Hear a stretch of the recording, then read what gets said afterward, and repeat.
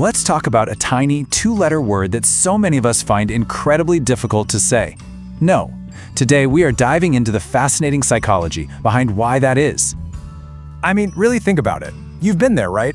A friend asks for a huge favor, your boss piles one more thing on your already full plate, and that word yes just falls out of your mouth.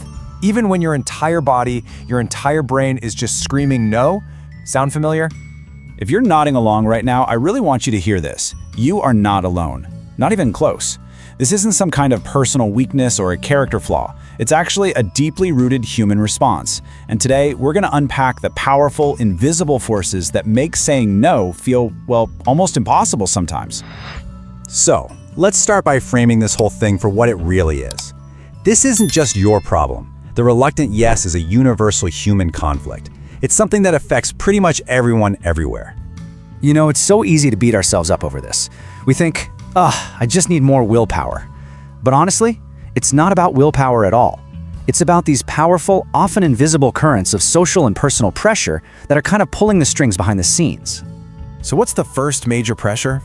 Well, it's a huge one, and it's wired deep into our DNA from our evolutionary past. It's our fundamental, desperate need to belong to the group. And this gets us to a really key idea: social cohesion. See, for our ancient ancestors, being part of a tribe wasn't just nice, it was everything. It was survival. Getting kicked out of the group, being ostracized, that was basically a death sentence.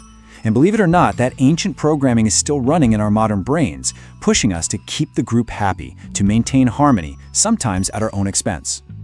And how does that ancient survival instinct pop up in our 21st century lives? Well, saying yes becomes our go-to tool to avoid conflict, to not rock the boat.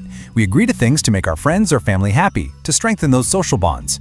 We're terrified that a simple no will be seen as rejection, that it might threaten our place in our modern-day tribes, whether that's our friend group, our family, or our team at work. Okay, so on top of that whole group dynamic, there's another force that's just as powerful. And this one is happening right inside our own heads. It's the very personal, very real fear of letting people down. This chart right here, it just captures that internal tug-of-war perfectly, doesn't it? We want to say something simple, a statement of fact, like, no, I'm just too busy. But what we fear they'll hear is a deeply personal attack. You aren't a priority to me. So in our minds, we're not just turning down a request. We feel like we're risking the entire relationship. And really, what this all boils down to is that we've connected the act of setting a boundary with being a bad person. The word no gets loaded up with all this guilt. So we say yes, not because we really want to, but because we're trying to protect our own self-image as someone who's kind, who's helpful, who's a good person. But here's the thing. This habit of constantly saying yes, it comes with a really high price. There are real damaging consequences to never being able to say that simple two-letter word. You can almost see the dominoes fall, right? It starts with just one of those reluctant yeses. That leads to taking on way too much, and the stress starts to build. Pretty soon, you start to feel resentment bubbling up, like you're being taken for granted. And the final stop on that train?